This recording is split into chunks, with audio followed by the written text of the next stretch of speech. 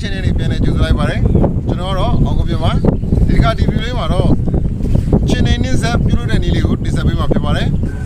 TV လေးရဲ့ရည်ချက်ကတော့ channel အဆက်တွေကို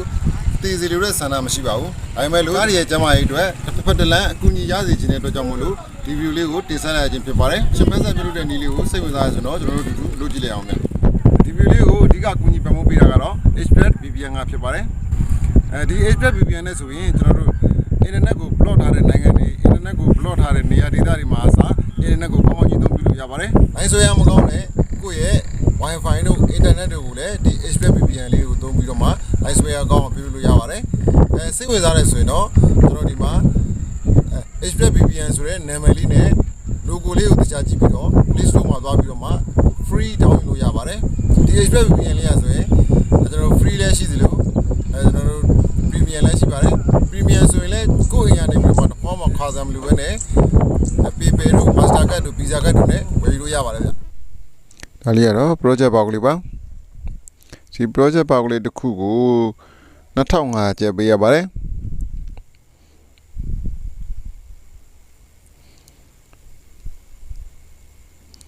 ဒီမှာကျွန်တော်တို့ခလဲမှာအပေါက်ကလေးတစ်ပေါက်ဖောက်ဖို့အတွက်အပေါက်3ပေါက်ဖောက်ဖို့အတွက်ကျွန်တော်တို့အရင်ဆုံးမာကာပေးပါမယ်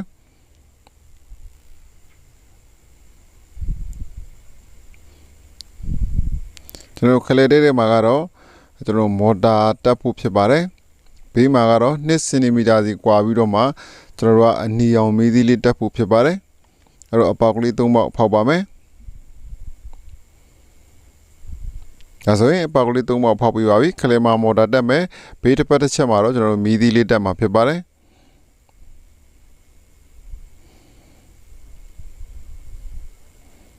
ဒါလေးကတော့2 pin switch လို့ခေါ်တဲ့ခလုတ်ကလေးပါဒီခလုတ်ကလေးကိုလည်းကျွန်တော်ခလုတ်တက်ဖို့အတွက်အပေါက်ဖောက်ပါအောင်မယ်ရင်းဆုံးကျွန်တော်တို့ကမာကာပေးပါတယ်ပြီးတော့နောက်တစ်ခုက lithium battery ကိုအားပြန်သွင်းတဲ့ lithium battery charger ကတ်ကလေးကိုလည်းကျွန်တော်တက်ဖို့အတွက်အပေါက်ဖောက်မှာဖြစ်ပါတယ်ဒါကတော့ကျွန်တော်တို့အပေါက်ဖောက်ဖို့အတွက်ကျွန်တော်တို့မာကာပေးဖို့အတွက်မီးထိုးပြီးတော့မှကြည့်တာဖြစ်ပါတယ်မာကာပေးပါတယ်ပြီးတော့ကျွန်တော်တို့အပေါက်ဖောက်ပါမယ်ဒါဆိုရင်အပေါက်ဖောက်လို့ပြီးပါပြီ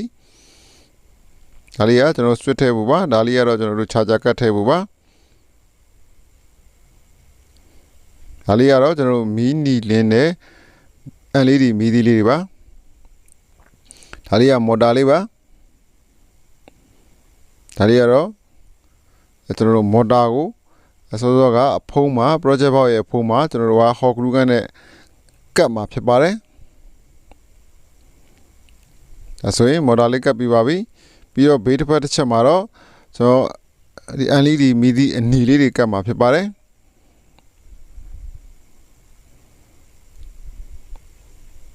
ဒါဆိုရပါပြီဒီမှာဘေးတစ်ဖက်တစ်ချက်မှာကတော့ LED ဖြစ်ပြီးတော့မှခလဲမှာမော်တာဖြစ်ပါတယ်ဒါကတော့ကျွန်တော် lithium battery 3 လုံးကိုပြိုင်ဆက်ဆက်ထားတာဖြစ်ပါတယ်ဒီမှာဆိုရင်ဒါအပေါင်းဒါဆိုရင်အနှုတ်အပေါင်းနှုတ်ကိုအပေါင်းပေါင်းချင်းနှုတ်ချင်းဆက်ထားတာဖြစ်ပါတယ်ပြီးတော့ဒါလေးကိုကျွန်တော်တို့ကဝါယာကျိုးသွယ်ဖို့အတွက်အရင်ဆုံးဝါယာကိုခဲကျွေးပါမယ်ခဲကျွေးပြီးတော့ကျွန်တော်အပေါင်းဘက်မှာအနီအောင်ကျိုးလေးကိုတက်မှာဖြစ်ပါတယ်ပြီးတော့အနှုတ်ဘက်မှာတော့ကျွန်တော်တို့အနက်အောင်ကျိုးလေးကိုတက်ပါမယ်ဒါဆိုရင်ရပါပြီပြီးတော့နောက်ထပ်ကျွန်တော်တို့ဒီဘက်ထရီကိုပြန်ပြီးတော့အားပြန်သွင်းနိုင်ဖို့အတွက်ကျွန်တော်တို့က lithium charger ကတ်တက်ဖို့အတွက်ကျိုးနှချောင်းလဲတွဲပါအောင်မယ်ဒါကတော့ကျွန်တော်တို့အနှုတ်ကျိုးကိုတွဲတာဖြစ်ပါတယ်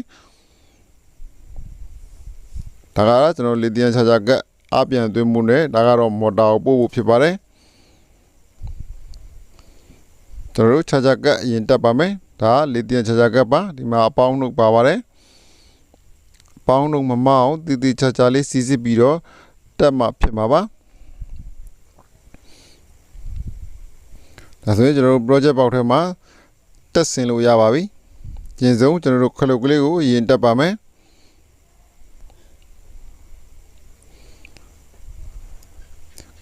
နောက်တစ်ခုက battery တက်ပါမယ်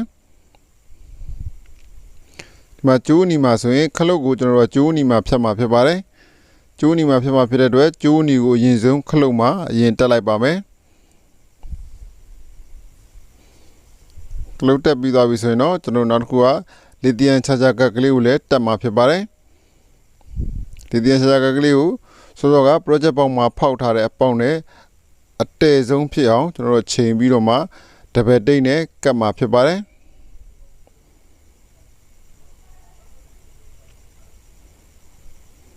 ဒါဆိုရပါပြီ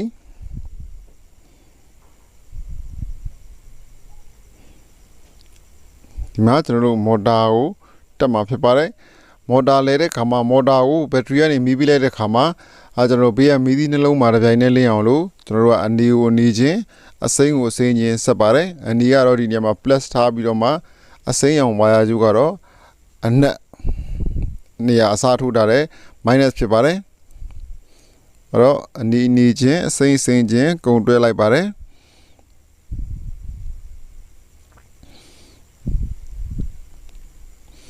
အဆွေရပါပြီဒါကိုကျွန်တော်တို့ကစောစောက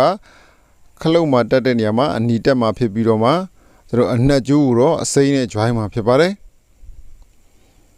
စိမ်းကကျွန်တော်တို့ minus ပါဒီဘက်ကလည်း battery ကလည်းအနှုတ်က minus ပါအဲ့တော့ minus ကျိုးချင်းချင်းတက်တာဖြစ်ပါတယ်ပြီးပြီဆိုရင်တော့အနီကျိုးကိုကျွန်တော်တို့ခလုတ်မှာတောက်ပြီးတော့တက်မှာဖြစ်ပါတယ်ဒါဆိုရင်ရပါပြီဒါဆိုရင်ကျွန်တော်တို့အကုန်လုံးတက်ဆင်လို့ပြီးပါပြီဒါဆိုရင်မီးလဲလင်းနဲ့မော်တာလဲလဲပါတယ်စောစောကဆက်ထားတဲ့ဟာလေးကိုလည်းကျွန်တော်တို့တိတ်နဲ့ကပ်ပါအောင်မယ်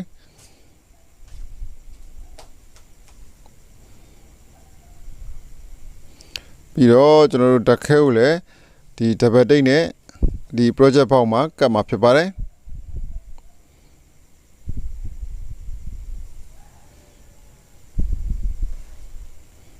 ဒါဆိုရင်တော့ကျွန်တော်တို့ project ပေါက်ထဲမှာထည့်ရမယ့်အရာအလုံးထည့်လို့ပြီးပါပြီကျွန်တော်တို့စကူလေးကြက်ပါမယ်ပြီးတော့မော်တာရဲ့ဝင်ရိုးမှာကျွန်တော်တို့ချင်းကိုရိုက်တဲ့ချင်းရိုက်ဖို့အတွက်ကျွန်တော်တို့ပန်ကာဒလက်တစ်ခုတက်ပါမယ်ဒါကတော့ကျွန်တော်တို့ဂီယာလေးပါဂီယာလေးကိုဘယ်ညာအပေါက်စီဖောက်ထားတာဖြစ်ပါတယ်အဲ့ဒါကိုကျွန်တော်တို့ဒီမှာရှိတဲ့ဝါယာကျိုးပေါ့ဝါယာကျိုးနဲ့ကျွန်တော်တို့ကတွဲမှာဖြစ်ပါတယ်ပန်ကာဒလက်နေရာမှာပန်ကာဒလက်မဟုတ်ဘဲနဲ့ကျွန်တော်ဝါယာကျိုးဒလက်တက်မှာဖြစ်ပါတယ်ဒီဝါယာကျိုးဒလက်ကနေပြီးတော့မှလဲပြီးတော့မှချင်းတွေကိုရိုက်ပြီးတော့မှနှိမ်နှင်းမှာဖြစ်ပါတယ်ဝါယာကျိုးလွတ်မသွားအောင်လဲကျွန်တော်တို့ဒီမှာဟော်ဂလူကန်လေးနဲ့ကပ်ပါတယ်